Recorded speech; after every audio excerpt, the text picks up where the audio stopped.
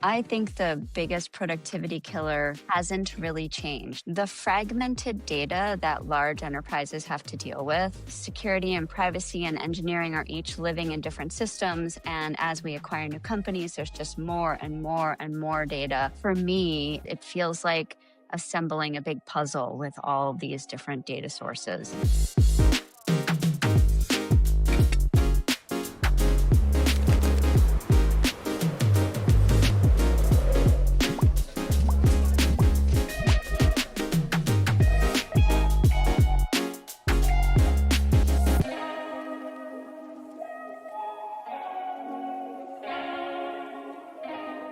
Alrighty, ladies and gentlemen, welcome to a special edition of Dear Ron with, of course, Mr. Ron De Jesus. How many times have we done this, Ken?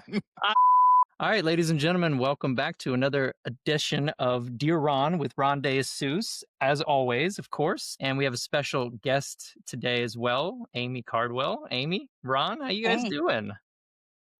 Great to be here. Thanks for having me. Anytime, Aimee. I'm so glad you've joined us for this special edition. Christmas, end of the year. Oh, yeah. Edition. We can call Feeling it that. Very holiday inspired. We can. Yeah, I can't believe this year is almost over. And there was a lot of things that happened in the world and in our industry, of course. And that's what I wanted to kind of talk to you guys about. But before we jump into that, a little bit of fun. What are you guys drinking right now? Let's start with Ron or Aimee. Some seasonally appropriate warm apple cider for our chat today. Oh, Ron? I have a cup of Glühwein. It's basically hot red wine that I'm just obsessed with during Christmas because every Christmas market in Europe has it, and it makes me feel warm and fuzzy inside. So that's it's like hot sangria almost, right? It's like spiced and warm. It's so good. Yeah, I'm envious. I've never heard of that. Oh, it's so good. So good. Well, and it's also called It's Glühwein, and in German, Glüh means glee, so it's wine that makes you happy. Oh my God, I did not know that. That makes sense. I love that. Thank you for teaching me that. Oh, that's amazing. Well, thanks, Cameron. No, I really need to know about your shirt. Like, what exactly is going on there? Oh goodness, it's like all of the, it's like a cartoon of all the Home Alone bad guys. Oh my God. All the things. Favorite Christmas movie of all time. That's fantastic. Yeah. Did I ever tell you my little Macaulay Culkin trivia? No. Okay, so in 2018, Macaulay Culkin asked people to vote on his middle name. And the answer that the poll came up with, Macaulay Culkin, was what people voted on. And so he legally changed his name because now his middle name is Macaulay Culkin. So his first name is Macaulay, and then it's Macaulay Culkin, and then his last name is Culkin. So his legal name is Macaulay Culkin. It sounds fake. Well, it is fake. It is fake. I love that guy. Well, let's talk a little bit about security and privacy in the year 2025. What do you think was the biggest surprise between you two in the in respective industries that you didn't really see coming this year? So at the beginning of the year, all I heard was, are we secure with all of this AI stuff? Like, what's going to happen next? Like, how are we locking it down? And by the end of the year, it was like, are we using AI aggressively enough? I mean, I don't want to be on the front page of the paper, but I want to be in there. Like, I want everybody to be using AI. And like in 1 year for it to go from holy crap to let's go faster, that was a little head spinning for me. Yeah, no, similarly, Aimee, in privacy, what I saw was a lot of chief privacy officers, at the beginning of the year, fretting about the fact that they had an AI governance hat, going to conferences, speaking to their peers around like, hey, what are you guys doing? No one really wanted to get their feet wet first. It's always a wait and see game when it comes to CPOs because most of them are lawyers and they're really risk averse and they don't want to be seen as like the front runners or like the first adopters of anything. And now I think a lot of CPOs, and I actually predict for 2026, I know we'll probably get into predictions soon, Cam, but I see a lot of CPOs really just have dived right in and have really taken control of AI governance if it was, given to them as part of their remit, and have just gone running with it. So I'm really glad to see a lot of CPOs just really full speed ahead on developing programs that not only work for the company and the culture, but are really founded and foundationally built on privacy principles. So that was surprising to me. Do you think in that time frame, Amy and Ron, do you think that the security and privacy teams were actually starting to come together even more because of the AI thing? I hope so. I think there are some really great tools that are starting to be built. There are tools now that you can add as an agent to all of the computers that you give your employees, that Yeah. when you go to an AI and you put text in there, it scans that text before it submits it to make sure you're not submitting PII or company sensitive information. So that's not something we had in the beginning of the year, but it is something we had at the end of the year. So part of the reason could be that we're developing tools that, privacy and security can work together on.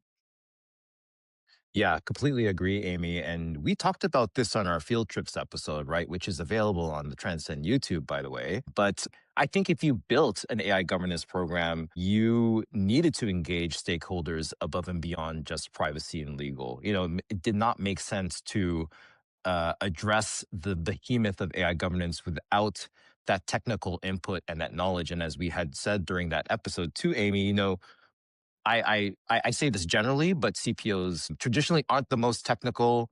And so having that partnership with our technical stakeholders and our partners was really important, not only for AI governance, but I think, just broader compliance program building. So, Love that. For That's a great sure. point.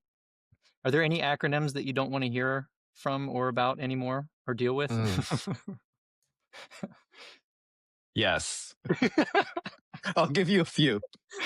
All of them? Um, I think all of them, yeah. But I think what I've been hearing so much lately is a oldie but goodie, but GDPR simplification has been coming up just because of Mm. the efforts from the EU on their quote unquote digital omnibus, which is an exercise in simplifying the GDPR Uh-huh. and the AI Act. So I've just been hearing GDPR so often, especially on LinkedIn. But I don't know, Amy, anything pop up on your side that you're just over? I don't love every time I hear DPIA and PIA, Mm, I have the, aftershock of manual spreadsheets, and it just makes it just makes me cringe.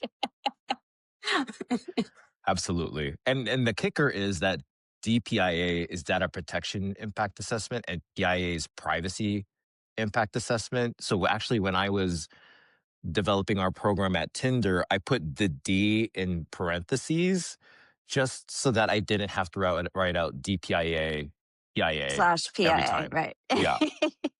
So I just, that That's was actually my, brilliant. That will make me hate that acronym slightly less. I think I'm gonna adopt that policy. yes, you should. Speaking of manual, I mean, I know that automation is huge. Do you think that's the biggest productivity killer for most teams today and going into 2026? From a security perspective, and Ron, I'd love to hear your perspective on this as well. I think the biggest productivity killer hasn't really changed, and that this might be controversial, Mm. but the fragmented data that large enterprises have to deal with, the security and privacy and engineering are each living in different systems. And as we acquire new companies, there's just more and more and more data.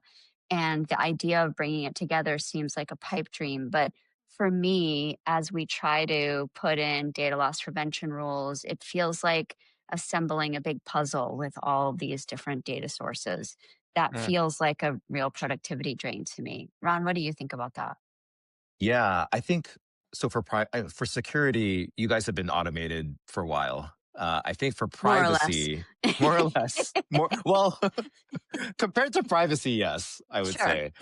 I used to be surprised the number of people I meet at conferences and they're leading F1000 privacy programs and they're still doing things manually, whether that be when the 21st state privacy law comes into play, they're putting in their manual spreadsheets what to do with a notice, or what's the nuance when it comes to their do not sell requirement. So it's really funny you say that because I still see a lot of manual programs that haven't joined the other more mature programs that have really used automation to their advantage. Yeah. So I'm really surprised to see that, but I do hope that folks that are dabbling and kind of soliciting information from vendors, that they're really seeing the true value of what automation can bring through platforms like Transcend, that do a lot of the manual efforts like assessments and data discovery in really clean ways. So yeah. What I love about that is that it lets your team focus on the things that human beings are uniquely positioned to do and takes away that, I think some team members are spending half or more of their day doing that sort of manual drudgery. And I'd love to let people work on problems that are interesting and challenging instead of, moving data from one place to another or recording stuff in spreadsheets like that. Yeah, I love that, Amy. That's hit the nail on the head in terms of what automation can help privacy professionals do, whether it's identifying and mitigating risk versus spending the manual times. I'm going to say DPIA, but populating a privacy impact assessment with information that's scattered all over the place, right? So we can focus our time on Totally. exactly what truly matters, which is, risk mitigation. So, Yeah, for sure. yeah. So moving on to the fun question for what you were kind of alluding to earlier, Ron, 2026 predictions. Let's start with you, Amy. What do you think an impactful trend around CISOs and security? What's going to change in playbooks for 2026? Yeah, it's already happening. So we're seeing a rise of AI powered attacks, deep fakes and automated phishing and synthetic identities. We just saw that story about X.com identities being synthetic or from somewhere else. I think that that's going to drive closer collaboration between privacy and security. But I also know that even if a CISO had been comfortable a year or two ago, watching the attacks become so much more personalized and so much harder to spot, there are no longer spelling errors in phishing attacks. That's just a thing of the past. It is not easy to tell anymore. So really the whole battle line has moved forward, and that as a CISO makes me pretty nervous. Yeah. And on the privacy side, Cam, I think my prediction is a bit of a hot take, but I do feel that even with this administration, that we will get something at the federal level when it comes to AI regulation. I think there's going to be a huge push to, I guess dampen is the wrong term, but to kind of hit the brakes on what the states might be doing. And I don't necessarily agree with that approach, but we are even seeing it across the pond. I keep forgetting that I'm in Paris. So, so here, there's even in the EU, there's been an effort to, again, quote unquote, simplify and maybe bring a step back a bit when it comes to AI regulation. So I think we're seeing trends in not deregulation, but just again pumping the brakes a little bit on AI requirements. So I think from a U.S. perspective, we're going to see a federal effort to put something in place so that states aren't really just putting out requirements that are going to be incredibly onerous for companies. So that's my hot take. And those are both great because I agree. We need something at the federal level. It would be great if It would something be actually happened. amazing. Yeah. But And having it at the federal level will help prevent the patchwork of different regulations that we get from a state perspective. And that would be great. yeah, 100%. Yeah. agreed. Well, both of you, thank you so much for taking this time. I want to cheers to both of you. Happy holidays to everyone. And we'll see you guys next year. Happy holidays. And Amy, Great thanks to so talk much to for you coming all. on. My pleasure. Anytime. Have a great holiday.